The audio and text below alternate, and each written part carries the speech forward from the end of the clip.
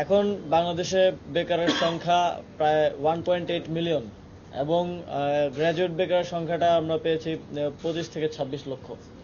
এবং আমরা 5 লক্ষ বলেছি 2 বছরের মধ্যে সরকারিভাবে, সরকারি খাতে না, সরকারিভাবে সবাই তো রেভিনিউ খাতে না, সরকারের বিভিন্ন প্রশিক্ষণ কার্যক্রমের মাধ্যমে এবং সরকারের বিভিন্ন প্রকল্পতে অনেকের কর্মসংস্থান নিশ্চিত করা হয়।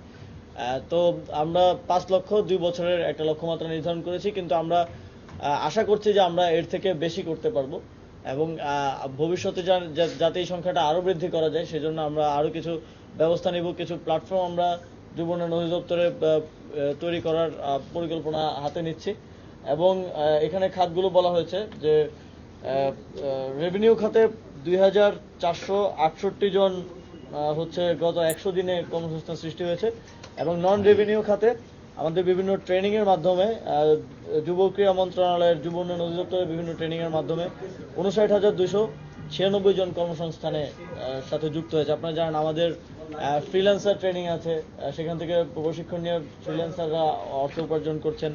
ড্রাইভিং ট্রেনিং আছে, তারপরে ট্রাফিকের আমরা যে সচেতনতা ট্রেনিং দিলাম তারপরেও সেখান থেকে কর্মসংস্থান হচ্ছে।